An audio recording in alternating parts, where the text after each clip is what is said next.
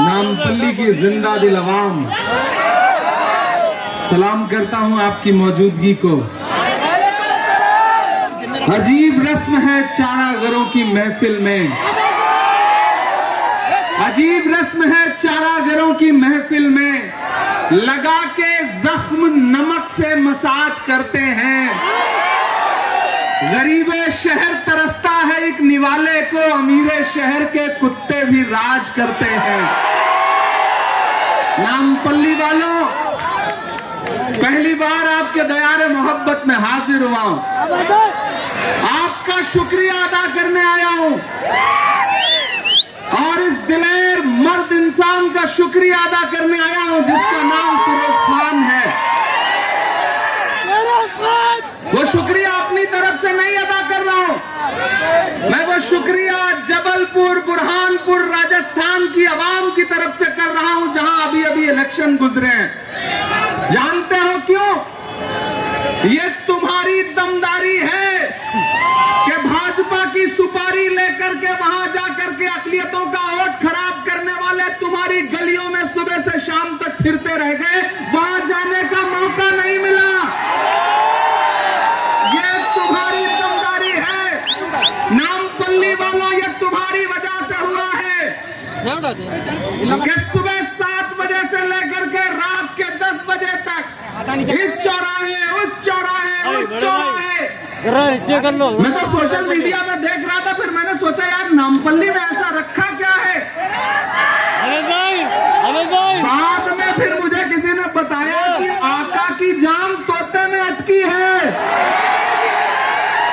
तोते में, और तोता इस बार सही पिंजरे में फंसा है। पहली बार सही पिंजरे में आया है वो। नामपल्ली वालों, हैदराबाद वालों, मैं हजारों किलोमीटर का सफर तय करके आपके बीच में आया हूं। मैं आपसे यह कहना चाहता हूं कि आपने मुझे मेरी शायरी के हवाले से सुना है, जाना है, पहचाना है। मैं आपसे यह कहना चाहता हूं कि आने वाली 30 नवंबर को आपके अपने घरों से बाहर निकलना है और तेलंगाना के मुस्तकबिल का फैसला करना है। अगर आप ये समझते हो कि ये इलेक्शन सिर्फ असेंबली का इलेक्शन है तो गलतफहमी के शिकार हो। ये इलेक्शन सिर्फ असेंबली का इलेक्शन नहीं है बल्कि 2024 का सेमीफाइनल है। मैं इसलिए आपके बीच में खड़ा हूं। जीतना ही जीतना है। फिरोज को आप पिछले 20 साल से, 25 साल से जानते हैं, पहचानते हैं। मैं तो सलाम करूंगा यार फिरोज, आपको पहली बार आपके साथ किसी स्टेज पे बैठा हूं। क्या बात है भाई? लेकिन इन जालिमों के जुल्म के खिलाफ तुम पिछले 20 साल से, 25 साल से लड़ रहे हो। तुम डरे नहीं, तुम झुके नहीं, कहीं छुप छुपा के खड़े नहीं। जो डटे हुए हैं महाज पर, इन्हें उन सफों में तलाश कर। मैं तुम्हें सलाम करता हूं मेरे भाई, मैं तुम्हें सलाम करता हूं। बाहर निकल करके हैदराबाद की जो तस्वीर दिखाते हैं और उसके एवज में भाजपा से जो मोटी रकम वसूल करते हैं, दरअसल वो आप हो जो हैदराबाद की असली तस्वीर देश को दिखा रहे हो। मेरे भाई नामपल्ली वालों, मैं आपसे ये कहना चाहता हूं, कहने आया हूं कि एक तरफ कांग्रेस की 6 गारंटी है और उसके साथ फिरोज खान की भी 6 गारंटी है। जहां डेवलपमेंट है, तालीम की बात है, और उधर पता है किस बात की गारंटी है? जमीनें बचेंगी नहीं, लूट ली जाएंगी, इसकी गारंटी है। जमीनों के माफिया आए हैं, बचाओ अपनी नामपल्ली, बचाओ जमीनों को, अपनी नई नस्लों को राउडिज्म में जाने से बचाओ, नशे से बचाओ। एक आदमी नहीं बर्दाश्त हो रहा है, एक फिरोज खान नहीं बर्दाश्त हो रहा है, पूरी मजलिस, पूरी जमात सुबह से शाम तक नामपल्ली, नामपल्ली, नामपल्ली। अरे 60 साल से कयादत का दावा करने वाले मेरे भाई, मेरी उम्र बहुत कम है, मैं महज अभी 35 साल का हूं। मैंने तो बड़ी बड़ी तकरीरें सुनी थी लेकिन हबीब जालिब ने कभी कहा था कि सरे मिंबर वो ख्वाबों के महल तामीर करते हैं, इलाजे गम नहीं करते, फकत तकरीर करते हैं। अरे इन तकरीरों से अब तो निकल जाओ बाहर। जो झुंझुना उधर नरेंद्र मोदी जी पूरे देश को दे रहे हैं, वही झुंझुना यहाँ पूरे हैदराबाद को दिया जा रहा है। सिर्फ जुमले दिए जा रहे हैं। मैं वारंगल से लेके करीमनगर से लेके नलगोंडा से लेकर के निजामाबाद, आदिलाबाद, पूरा तेलंगाना घूम के आ रहा हूं।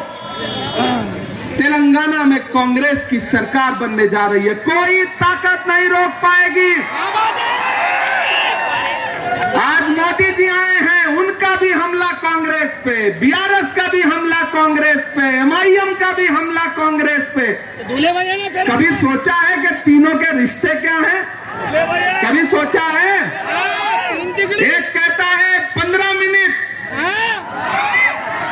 उधर वाला कहता है 15 लाख, एक कहता है 15 बोतल खून, चौथा खड़ा होता है तो कहता है 15 करोड़। ये 15 का कोई रिश्ता बड़ा गहरा नहीं है? कभी समझा नहीं? 15 का आंकड़ा। और मैंने तो सुना कि कल छोटे साहब निकले थे इधर से रोड शो लेकर के, मुझको याद कर रहे थे। मुझे पता चला, बता रहे थे कि मेरी जो भी शोहरत है वो बस उनके दम से है। क्या मेरे भाई ईमान नहीं है तुम्हारे अंदर? वो तो इज्जो मंतशा, वो तो जिल्लो मंतशा पे ईमान नहीं रखते हो। ईमान रखा करो। मैं कुछ उन पे बात नहीं करना चाहता, क्योंकि उनके जैसे लोगों के लिए तो भी चिचा सलीम ही काफी है। अपन क्यों बोलेंगे? आज भी मैंने सुना कि बड़े वाले साहब भी मुझे याद कर रहे हैं। नांदेड़ अभी भूले नहीं होंगे।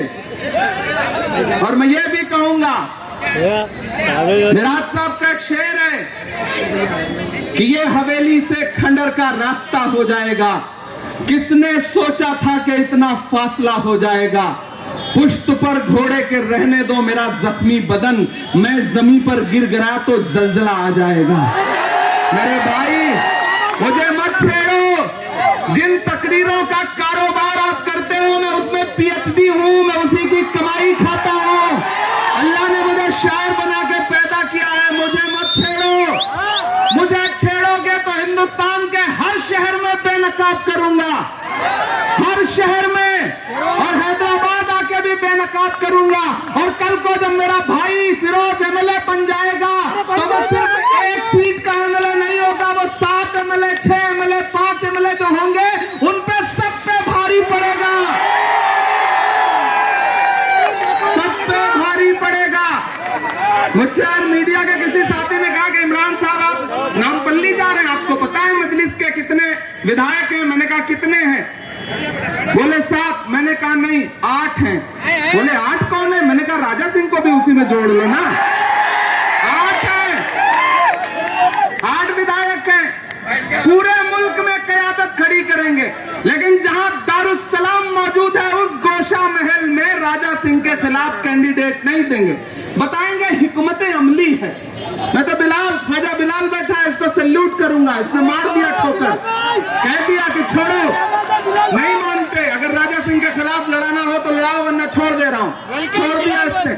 जामशेद शेख बैठा है, मेरा ग्रेटर हैदराबाद का चेयरमैन, बाकी साथी बैठे हैं। वेलकम बिलाल भाई। मैं तो नामपल्ली वालों आपसे ये कहने आया हूं कि मैंने अक्सर आप लोगों के बीच से मैं एक बात कहना चाहता था जो आज कहने आया हूं। मेरे भाई, जिस तरह की सियासत मुल्क में खेली जा रही है, जो नूरा कुश्ती खेली जा रही है, उस नूरा कुश्ती को समझो हैदराबाद वालों, समझो। जिस तरह की तकरीरें और जिस तरह की जज्बाती बातें पूरे हिंदुस्तान में जा करके की जा रही हैं, वो आने वाली नस्लों के लिए कितनी नुकसानदेह होंगी, इसको समझो।